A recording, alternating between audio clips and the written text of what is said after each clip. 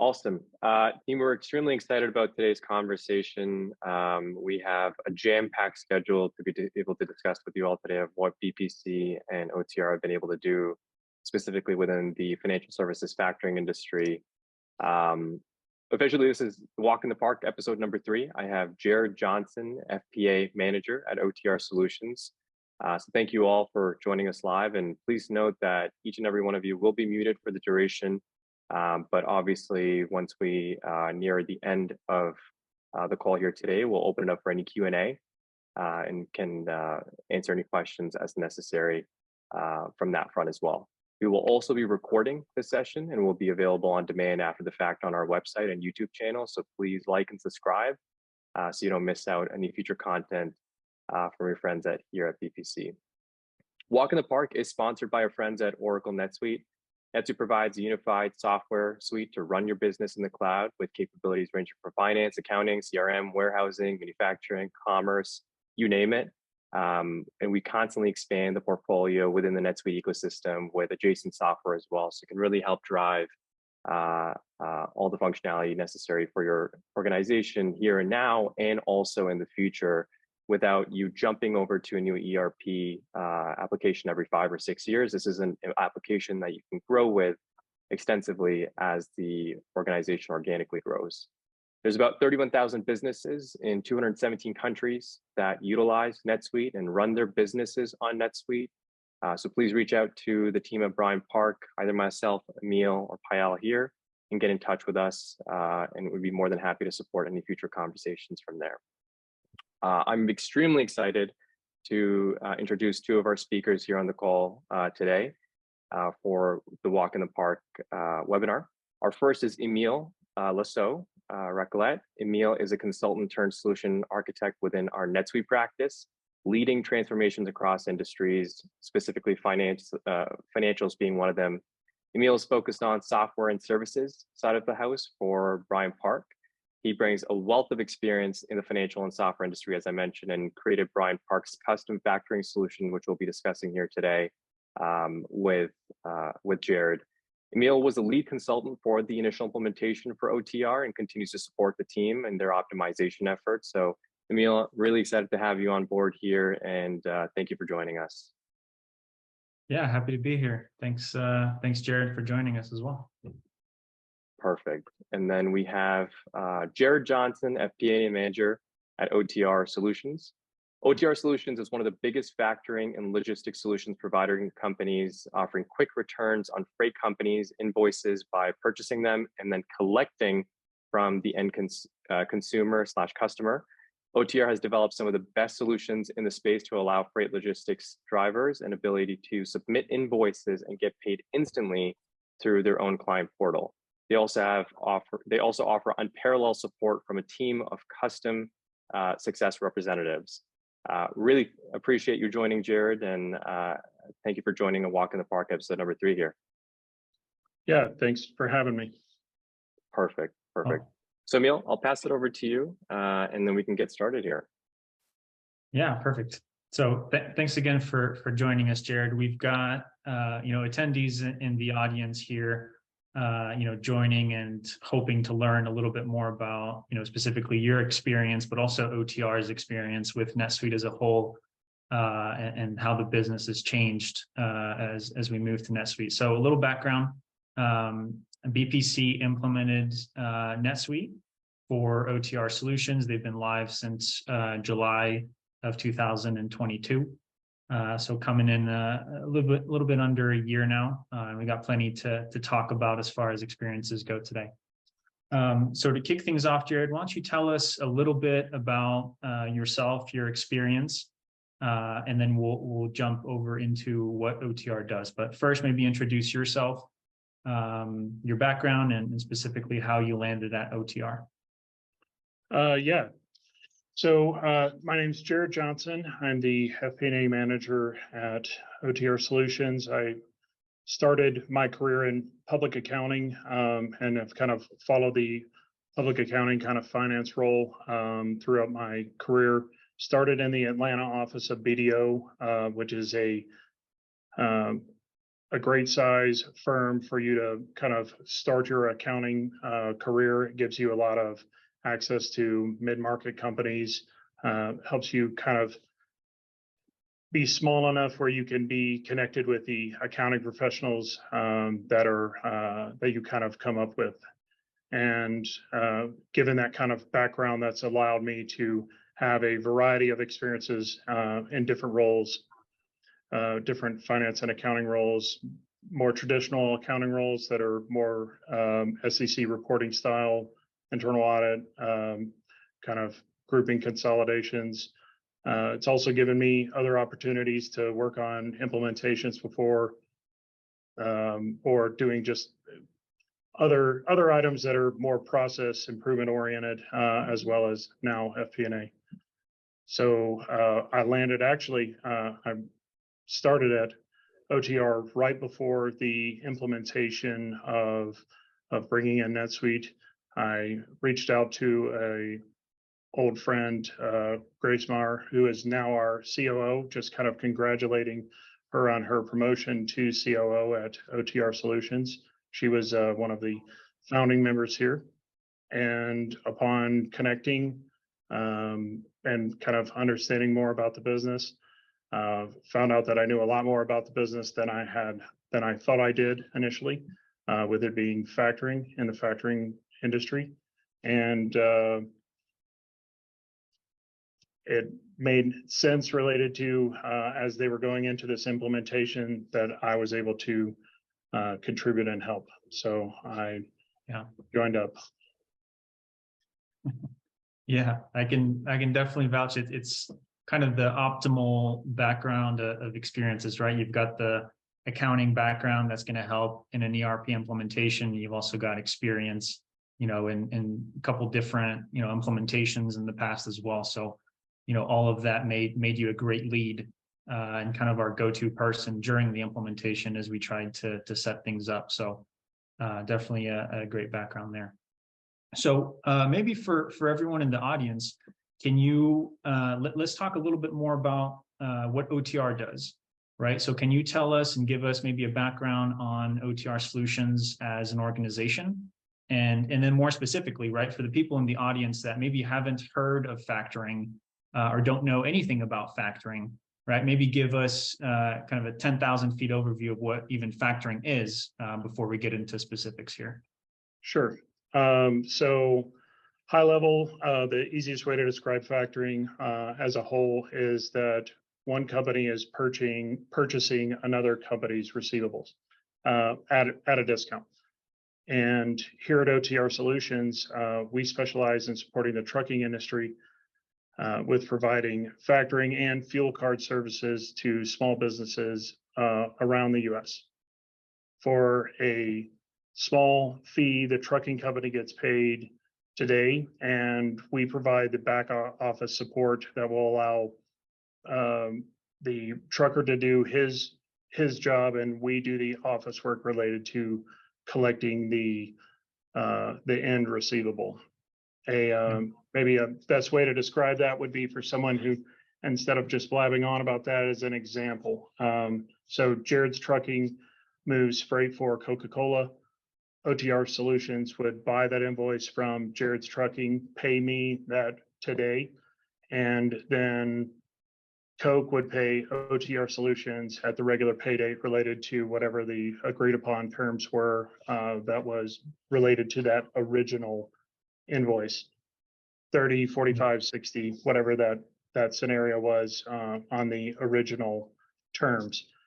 So what that provides is it provides Jared's Trucking with immediate working capital in the form of either cash or fuel card, and offloads a lot of the things that maybe that truck driving company or that individual trucker doesn't have the entire back office staff to stay on top of getting all of their receivables paid when they need to. It allows them to focus on their expertise, and we do some of that collections calling and making the all the end parts work related to receiving the actual final payment. Yeah. So you're giving, freight and logistics companies the ability to do what they do best, right? By, allowing OTR to purchase their outstanding invoices, and you're providing them with capital quicker, right, than they would having to submit their invoice to Coca-Cola in your example, right? So they essentially much quicker.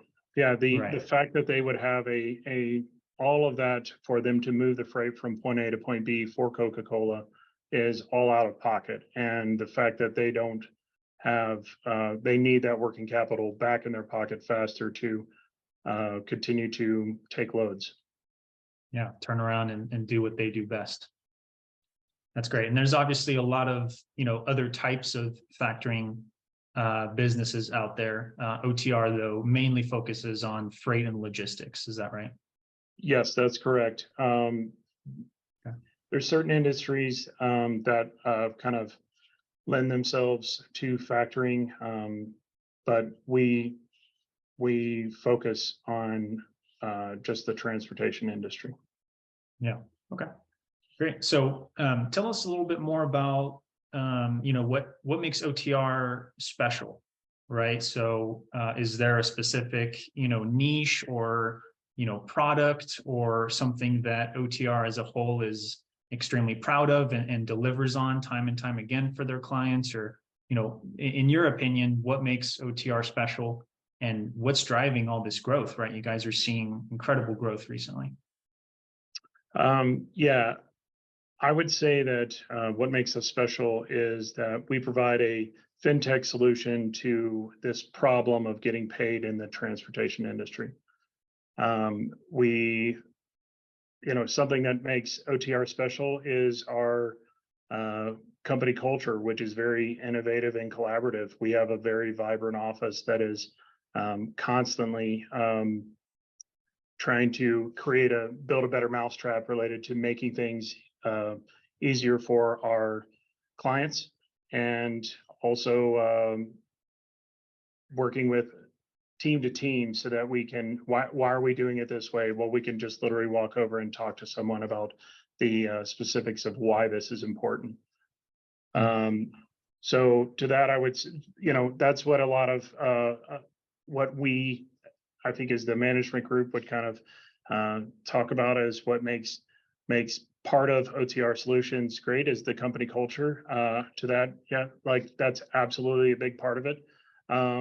But from a business side, we really provide a great value for our clients. We treat our clients as partners, and we want to help them grow their business in a way that is, when they succeed, we succeed. And so we really push towards trying to support them in any way that makes them more successful. And some of our solutions that we are developing support that, related to keeping them moving. Mm-hmm. I think that we also have a very good word of mouth related to kind of a grassroots perspective of,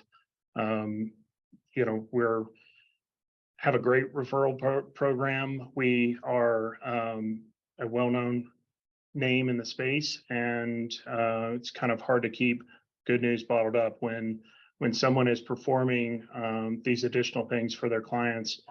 It gets out there. Mm-hmm. Yeah, that's great. I've personally visited you guys out there in your office in Atlanta, and can speak to the culture and the just all the good things that OTR has been doing. So I think that's great. So Jared, let's move on a little bit then. So you gave us, your background and introductions, gave us a little bit of background into OTR and what OTR do, which I think is great. So let's move over a little bit into NetSuite and the NetSuite implementation and kind of the decisions that OTR evaluated when you were thinking about moving to a new ERP. So let's move a little bit towards that. I think a lot of the people in the audience will be interested to hear your perspective from there. So To start off with, can you give us some of the top reasons that OTR even decided to move towards NetSuite? So even before we actually started the implementation project, the organization at OTR decided that it was time to move to a new ERP. Can you give us maybe some of the top reasons that that decision was made? Sure. I think that we knew we needed a web-based application. As kind of mentioned before, we're a tech solution related to this, and we know that we needed something that was more with the times. We needed a platform that was able to house the large volume of transactions that we have, and we needed a overall GL suite that would allow us to give us plenty of room for growth in the future. We did not want to go down this route, to Hamza's point, of having to redo this again 2 years down the road, 3 years down the road. It is just it's a big lift, and you want to create a environment that you're only having to do that once instead of having to re-innovate it 2 years down the road. Yeah, and that comes with making the right decision up front, right? Both in the solution and the product, right? Which in our case is NetSuite and a few other kind of applications surrounding NetSuite, but at least giving you a good core for your ERP.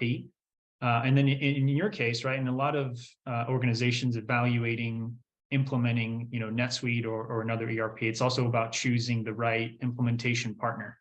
Right. So having a partner that either knows the industry or knows about, in our case, right, for our implementation of first strong core for financials, right, and focusing on financials.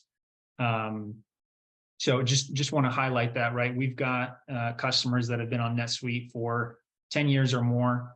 And, we're also expecting a lot of our current clients to be on NetSuite for the next 10, 15, 20 years, right? So to your point, you want to invest in the right platform that's going to support that growth. Yep. Great. So then, that's the decision to move to an ERP.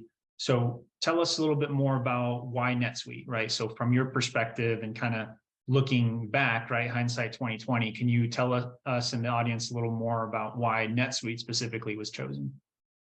Sure.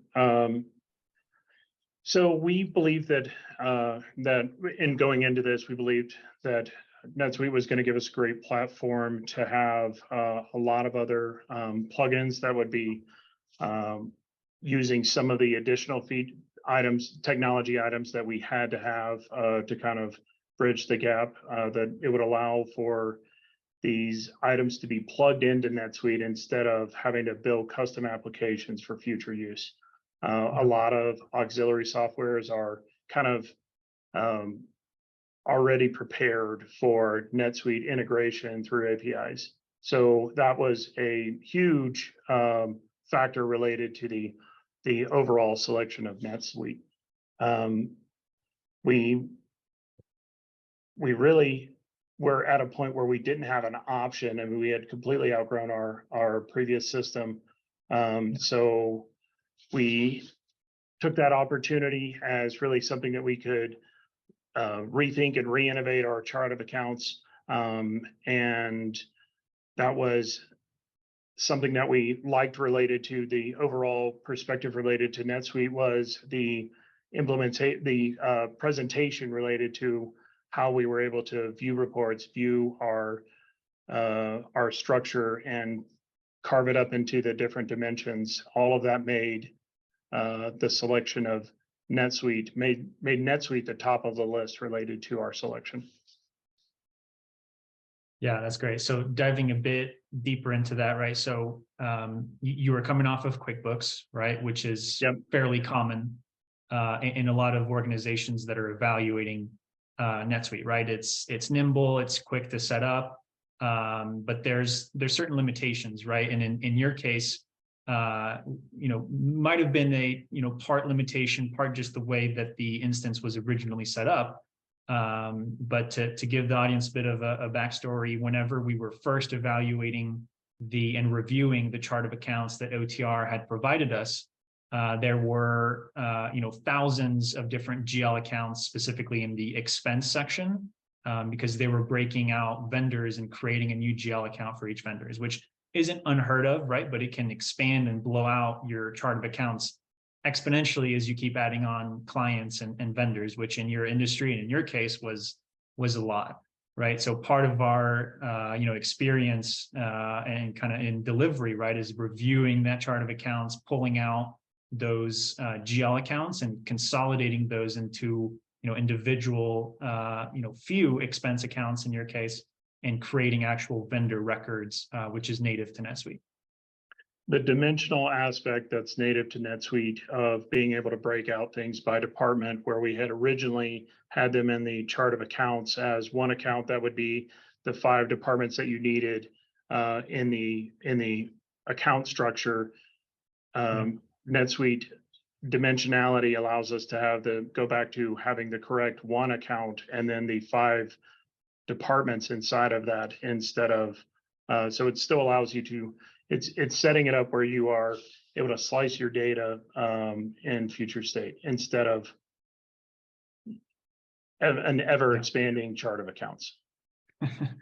Yeah, you want to set up your GL and your chart of account up for success from the get-go, right? It's not uncommon in our practice here at BPC to review existing setups, right, of the way that NetSuite is set up, whether it be the chart of accounts themselves or the dimensions themselves, and making changes to that, right? Going backwards is doable, but fairly challenging, right? And takes quite a bit of time and effort. So in our case, right, it was sitting down, looking through that chart of accounts and the segments, and more specifically, right, looking down the road and seeing what reports you wanted to be able to extract from NetSuite and your ERP, and then setting up your dimensions and your chart of account right from the beginning.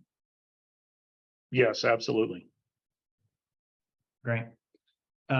Okay, so that all makes sense. So let's move on a little bit and talk about, maybe take a step back, right, and talk about the factoring industry as a whole. So what changes are you seeing now in the factoring industry, and how is moving to NetSuite helping you guys adapt? So the transportation factoring industry specifically, instead of just overall factoring, I would say is moving on much more digital. Obviously, every industry is moving towards having complete web-based or digital in general. With our purpose of being fintech enabled structure, our employee base is very tech savvy and very much able to create and design mobile apps that are kind of in their wheelhouse related to that. And we are seeing that a lot of our client base is kind of coming into that age where they are using all of the same types of they have those needs, and they're filling those with mobile apps. And so I think that while some of that has been hesitant to change, of still having the older office style related to a structure of trucker sending something in to their home office and then sending it, home office sending it to us, it is much more down the path of creating an ability for the individual trucker to take a picture of a invoice and submit it right from our app. And we have found that obviously that is cutting out a lot of wasted time related to that from the trucker perspective, but also the adaptation related to that has been, I think, what is changing in the factoring the industry related to transportation. Yeah. Well, it helps everyone, right? If you're giving your clients the ability to self-serve, right, and submit their own invoices and see payments and see their schedules, it's that takes that time and effort away right? You're removing that from your current customer service. We're not saying they can't call in and, get information about their invoices, but you're giving them an ability to view those things on their own, right? Which is where you guys are headed. Self-serve is a great way to phrase that, based on the fact that they're able to take a picture, send it in, and go back and review it at a later point in time, not necessarily taking time out of their day. Yeah. Yeah, just one thing to add there, Emile, is that this is not just specific to the freight factoring side of the business, right? But we're just seeing businesses evolve from more of a brick and mortar society to more of a technological one. And if organizations don't take that leap of faith in a sense and perform some sort of advancement related to how they communicate with their customers, other companies are going to be doing that within their specific industry. So having that real-time connection with your customers is ultimately what we've built and worked with Jared and the OTR team on, specifically within NetSuite, to give them more time to be able to focus on customer building, relationship building, and have the business essentially run autopilot within NetSuite. Yeah, we're definitely seeing more of a move towards seeing client portals and just the overall portal self-service becoming more of the norm, right? And to your point, customers are going to move to providers that have those functionalities. Okay. So Jared, kind of going back to the implementation, just the overall NetSuite experience back when we first met, feels like a long time now, probably a little bit under 2 years now. You were our main go-to person and kind of process owner to help us implement NetSuite, and more specifically, right, integrations to your homegrown factoring system.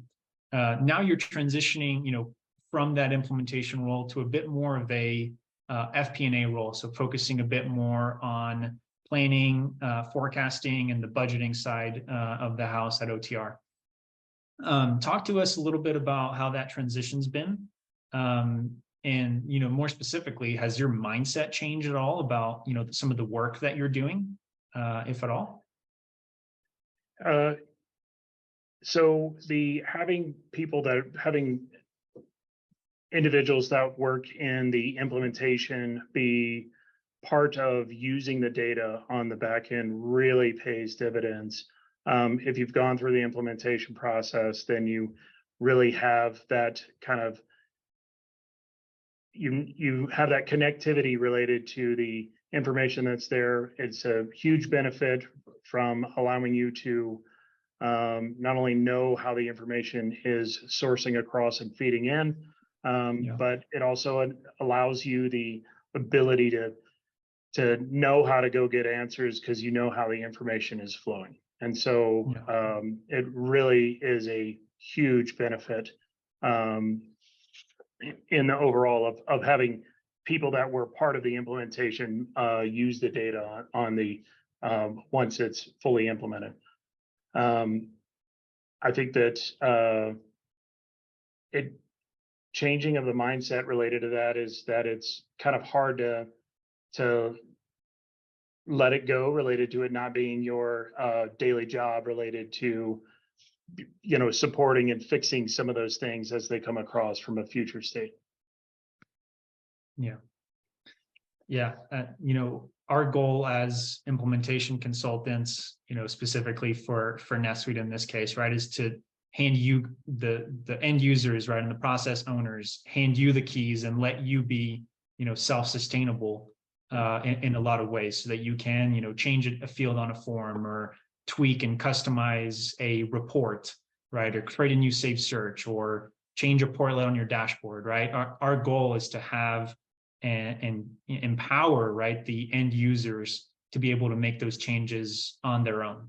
Not to say that we're not going to be around, right? We still are, but I think it helps the organization as a whole if end users, when they do, in those initial stages, a week or two after go live, in your case, it helps for them to have an internal, kind of go-to person, which in this case was yourself and maybe John and a few others, right? Be able to go to these people that know the system, that were part of the implementation, and can point you to the right answers. Part of the carryover that's happened related to that is I'm still very much involved in the design related to our future innovations as we're doing, additional, as we're wanting to provide additional solutions in the future. It is definitely John and I are always involved related to being checked with on how we need to design this so that it gets into NetSuite. So. Yeah, you guys have become the go-to. I don't think that's gonna change anytime anytime soon, at least. But to your point, right? You've also brought on Tom.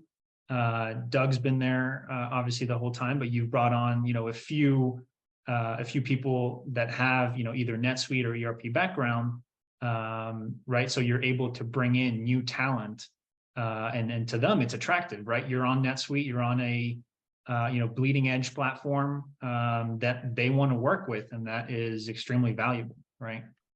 Absolutely. It is the ability to go out and get talent that has NetSuite experience, is the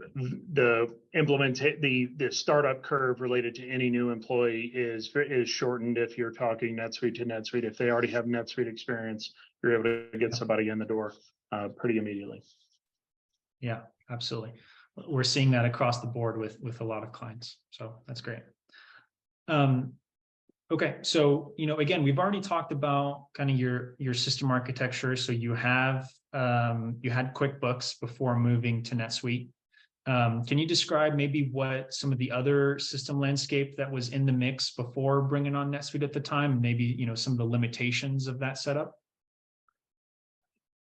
Our subsystem fed journal entries into NetSuite. And if we ever were in a situation where we wanted to provide additional information, we would still be having to go back to the source system related to analyzing data. And so the overall of that's significantly different now that we're able to actually feed it, that we're receiving true real transactions with the line item data into NetSuite, as opposed to what was before was completely unsustainable based on the fact that it was new, ever expanding chart of account, ever expanding kind of bolt-ons to just make it work and kick the can. And it was hard on our people and hard on overall systems, because you literally were in a situation that you had to, break apart reporting into half-month scenarios, and then merge the two files back together after the fact related to trying to get to the same overall number. And it was very time consuming related to trying to go after the kind of data that I'm able to analyze now with NetSuite for just our day-to-day transactions of what we would look at in FP&A. That makes sense, Jared. I actually want to flip it over to Emile there. I mean, Emile, you were in a very strategic spot there in terms of being the consultant, of being able to recommend to OTR on what business processes or outcomes are potentially in line for them in terms of remediation. But then you also saw from their perspective some of the major pain points. Could you describe or elaborate on some of those pain points that Jared mentioned there? It could be from an accounting perspective, operational standpoint, and how we potentially brokered a solution there, no pun intended. Yeah, so one of them, right, that we already talked about was the breakout on the GL accounts, right, and having the vendors specifically on GL accounts. And I don't even want to know what running a P&L looked like back then. So that was a big pain point that we identified fairly early on, that we knew we had to address during the initial phases of the implementation, and I think we did that pretty well.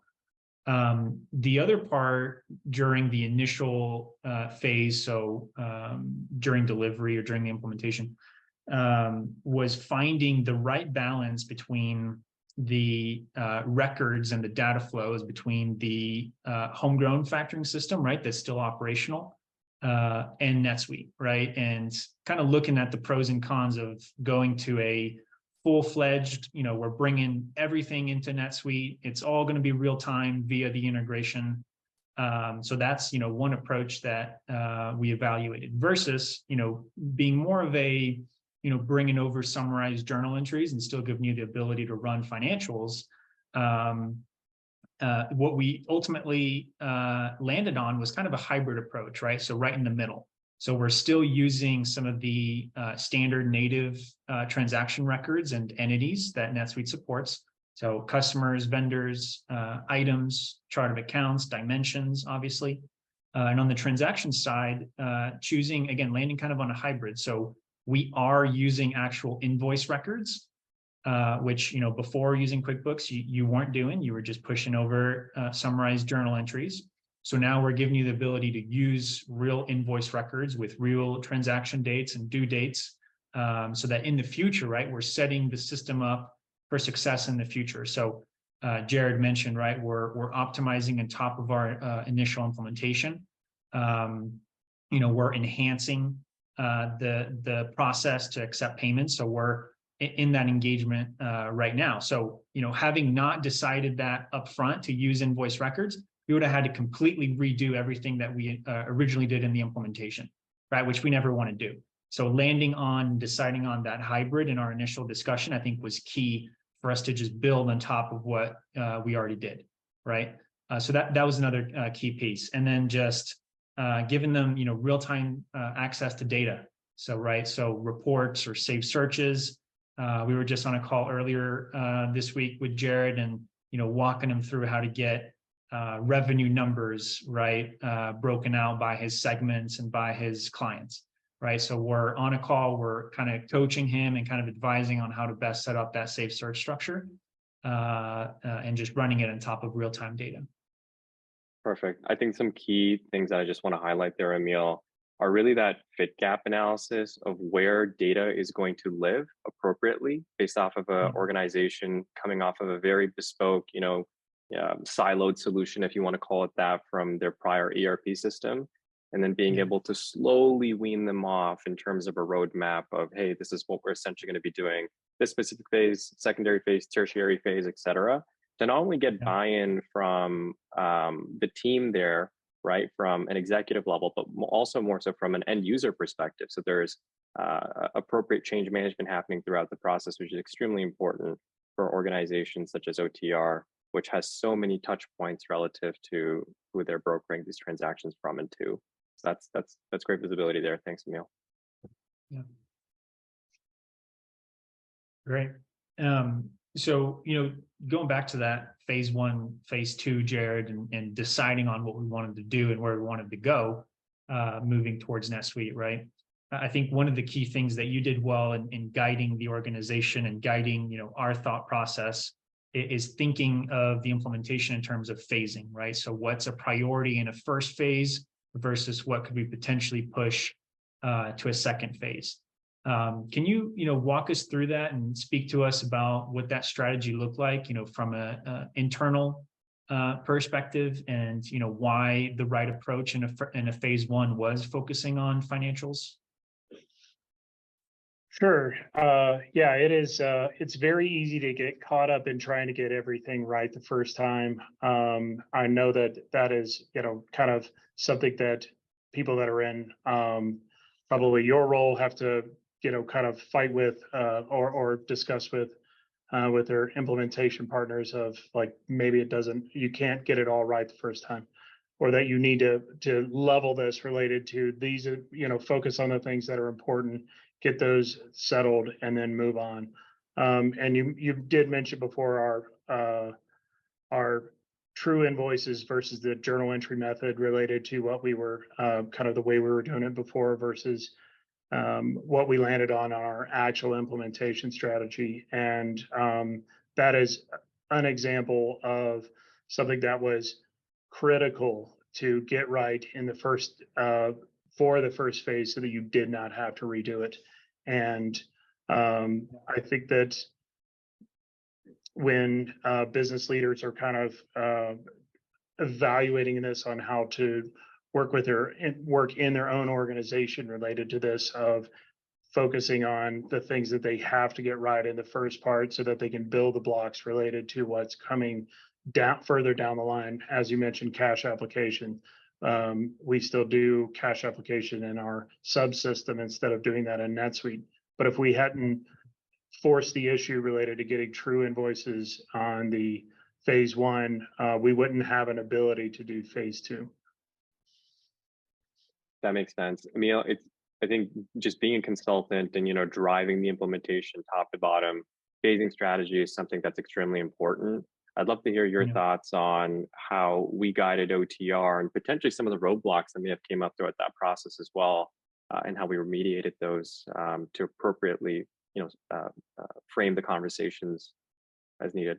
Yeah, I think it's about having, a candid discussion about what's a priority in phase one versus what's a nice to have that could potentially be pushed to a phase two, right?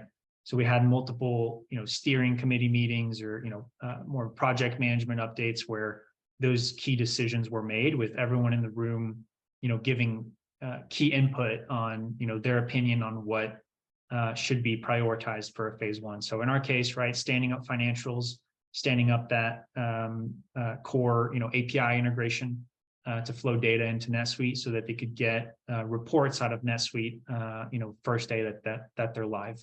So to me, it's really about, getting the time to have that candid discussion and, writing out specifically what could be pushed to a phase two, and then evaluate those, after we're live. Yeah, and generally when we speak with clients, even on the solutioning side, it's what truly is a need versus a want, right? And we can appropriately have a candid conversation with that statement there, and easily come to a conclusion with the time to value approach. Yeah. So that's perfect. And I want to add to that this was our methodology was something that we really didn't get. We were further down the line than we should have been when we chose to use the hybrid method that we did. But it was of such importance related to having our phase one and phase two tiered correctly. We pushed to make that happen as a part of phase one so that we did not have to have something down the line. That's perfect. Yeah. Jared, I mean, when we have, conversations like these with our clients, a number of years after, we're extremely excited. We were kind of itching at the tips to have this conversation with OTR, and specifically you 2.5 years later almost. And the reason why is because now you have all that data within NetSuite. So you can actually make sense of that data. You can model that data. You can provide real-time updates to executive level teams or to your customers as well in terms of historicals. So how have you seen the business change throughout that year and a half, 2 years being on NetSuite, and being able to pull that data out appropriately and model it as necessary? Can you talk about that a little bit? Sure. From a business perspective, I think one of the biggest things that's noted related to that is just the speed of loading information in from our subsystem into NetSuite, and the speed and trust in the information that we are able to then pull back out of NetSuite. We have much more faith in what was coming or what is coming out of NetSuite in this perspective, and it's really given us an ability to analyze our data and then identify the gaps in data related to this. Every part about this is correct except for this one item. We need to go look at that, and which just has overall helped the total speed of close related to our overall business. We've moved forward several days related to our overall close, and kind of back to the previous question about the phase one, phase two, setting up our scenario where after phase two, we're going to be significantly, business changingly faster than we were before. That's perfect. And I think you touched upon this a little bit, but Could you kind of speak to some of the major wins that have come about through this entire transformation that we've seen for OTR? The major wins is the speed. I mean, it really is. It has been more than anything else. The fact that we are able to go live, be using the information almost immediately related to the overall cutover process worked exactly as designed, related to what Brian Park came to us with related to how we should cut over our information. We hit our goals even with a late change related to our structure, related to going with a more hybrid method than what we had originally designed. We had an amazing amount of kind of calmness related to our cutover date, related to which was it was July 1st, which was a Friday, and the fact that I was absolutely freaking out, and it was just like a normal day going into a holiday weekend, and better than the way it was closing out the month prior. So it really has allowed a lot of major wins related to the overall level of stress, level of reporting, level of stress going down, level of reporting going up, better information faster, ability to pick up new talent, related to having growth related to our GL system instead of being hampered by it, has really been a significant positive outcome. That's fair. And I know you're speaking in from our client perspective, which is exactly, the medium for a lot of the people on the call here today. But Emile, I'd like to hear from a consultant standpoint, if there's anything that you want to add there of what you have seen from the benefits after, going through a deep discovery with Jared and the OTR team, understanding their pain points at the beginning half of the implementation, and then ultimately, coming out the opposite end, remediating those appropriately. Yeah, I think we already hit on, the key ones. So, speed to close month ends, I know was a major win. Getting financials out of the system, right? We already talked about that, setting up your dimensions and the chart of account up front, right? We already talked about that. But to Jared's point, I just want to highlight real quick. So, we did go live transactionally to begin flowing in transactions at the beginning of July. Just want to highlight, how much preparation went into the few weeks leading up to that go live, right? So it definitely didn't happen overnight.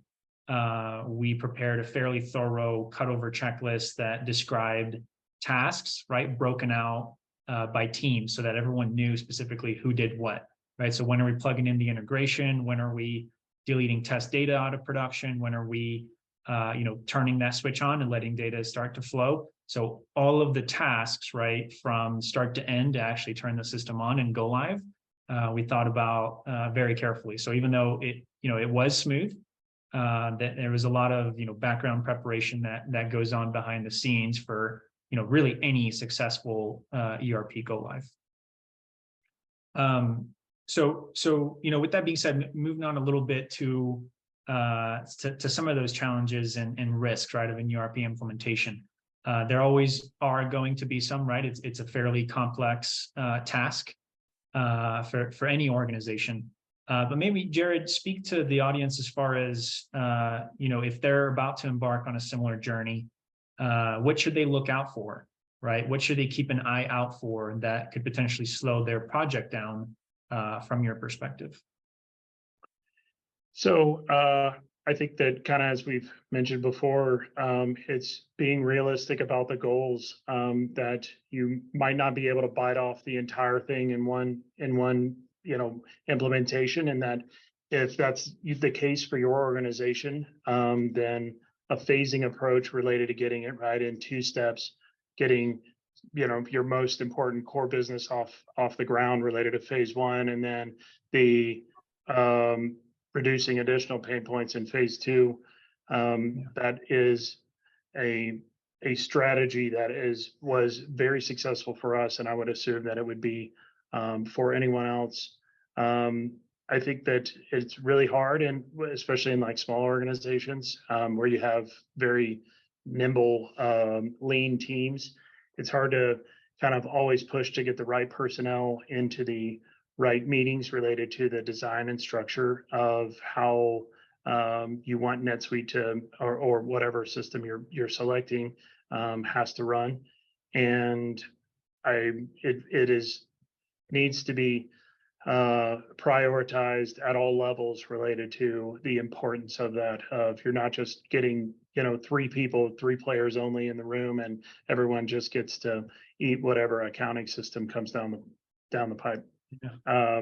You want the collaborative nature related to everyone being involved.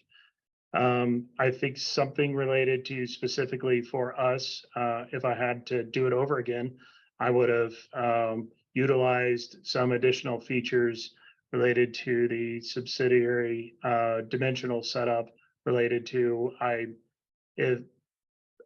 don't exactly know how I would structure this, but if we had our subsystem going into one complete subsidiary by itself so that it was housed perfectly in a contained subsidiary, that would have helped us related to some of the issues that we have related to vendor management, where we have designed and made that work inside a single subsidiary instead of in multiples.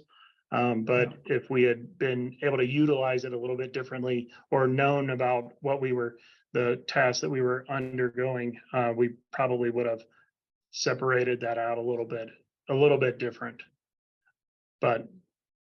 And I would encourage everyone to kind of think about it both ways. You have to think about what's important, but you have to think about the reporting that you need and work backwards. Yeah. Just thinking a lot about, just summarizing what you said, thinking a lot about the setup and, upfront, right? Rather than redoing, what we originally set up.